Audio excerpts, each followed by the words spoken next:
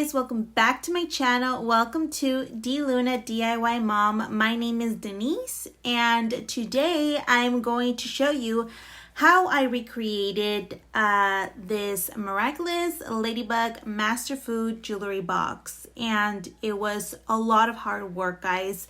I did use a lot of recyclable items and it came out looking okay.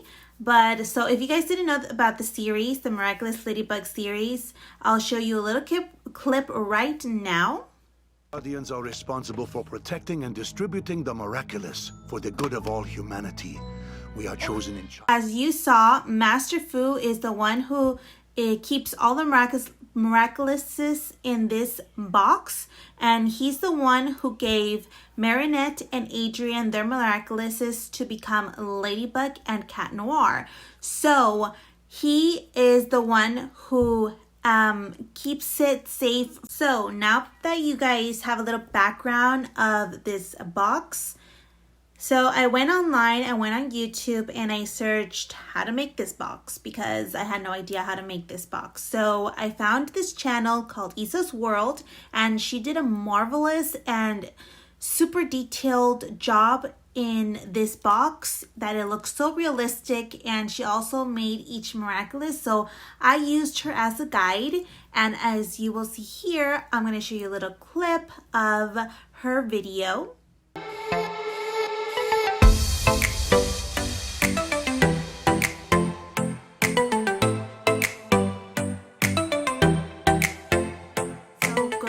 And see her video if you want to do this box as detailed as possible and if you want it to last. But for my purposes, I'm going to use it for my daughter's Miraculous Ladybug birthday party, so the kids can use it when Catnoir and Ladybug come and visit and play with the kids for my daughter's party. So I hope you guys like it and that it's useful for you mommies. It took me about 3 days to make.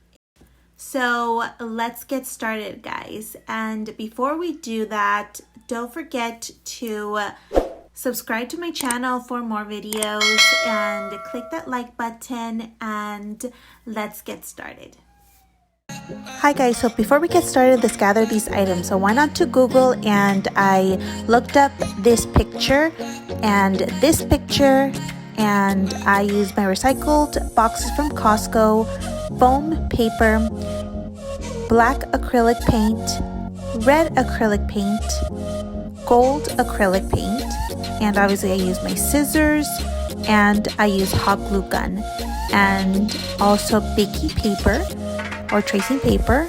I need some hinges from the hardware store and the Pringles.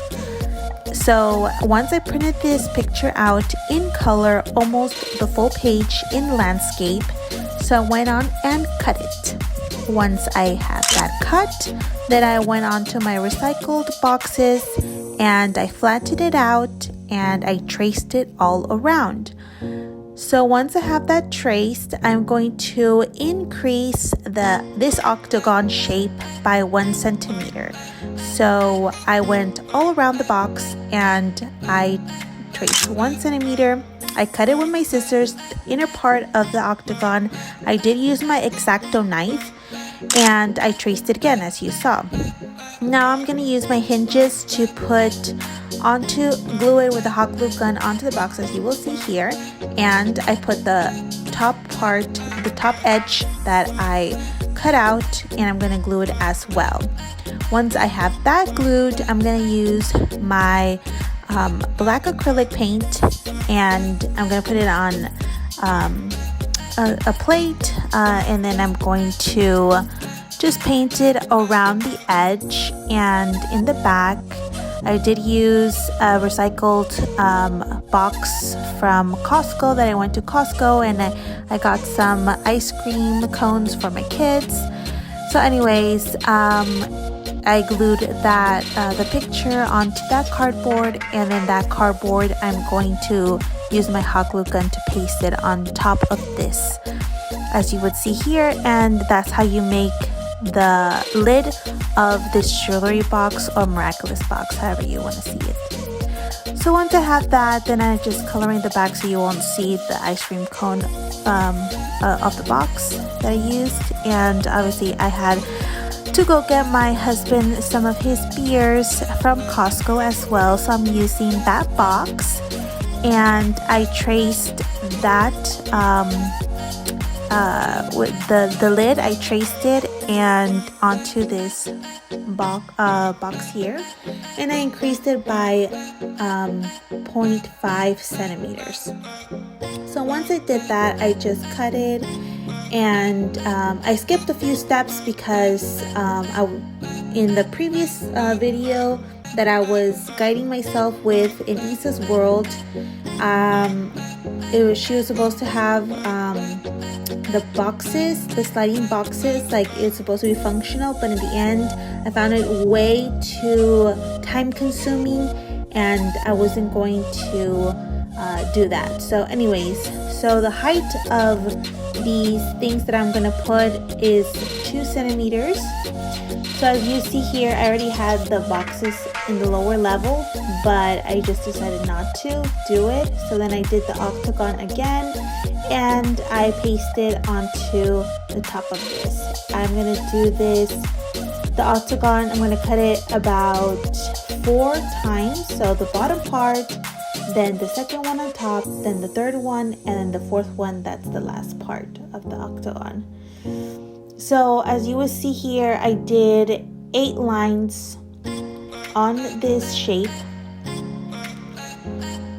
So that's how I am doing it. You see I have 1, 2, 3 layers, and I'm painting it black all around, and later on I'm going to go on and paste the empty holes that are on the side of the box. So as you can see here, I'm putting shapes inside as well to make it more 3D. And usually I use 7 centimeters long and 2 centimeters in height. So then I use the Pringles box and I trace it onto the middle part, and I use my X-Acto knife to cut inside. I cut 2 layers.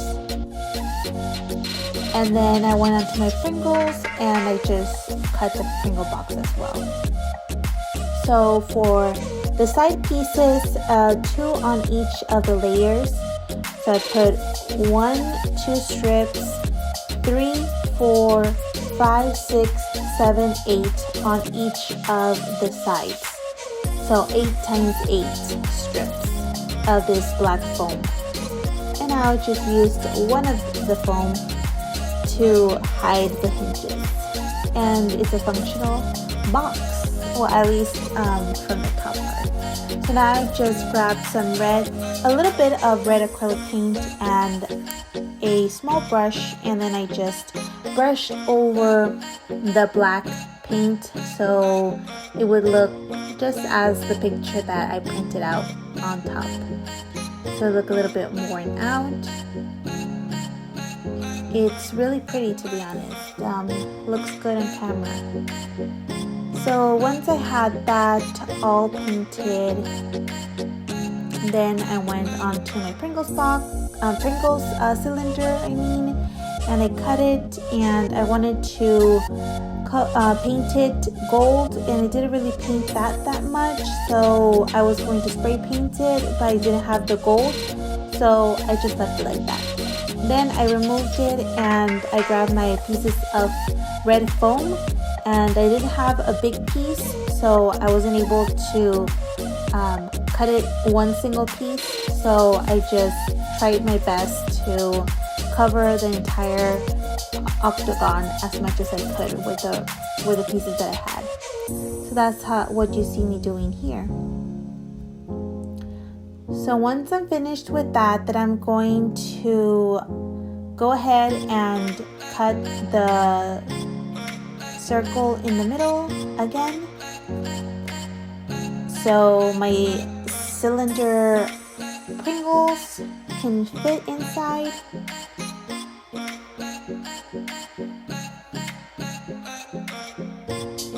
So I stuffed it in there as much as I could. I'm not gonna have that come out. So then I went on to making the buttons. So I grabbed a like beige looking foam, and then I just made circles with it. Since this foam is like a sticker foam, then I just removed the back part of it and it just stuck on perfectly. And then I just used my gold acrylic paint to paint over it so it would look like gold pieces. After it dried up, then I went on and did some of the signs that you see on the box. I don't know if I did it correctly, but for my purposes, I had to do it as quick as possible. So now for this part, I did print out the picture that I showed you in the beginning, and I used my baking paper to trace and just trace it on top of the foam and cut it, and then I used permanent marker in the color that I was going to use to paint inside the symbol. So once I did that for all of them, then I went on to doing catnoir and ladybug, like yin and yang.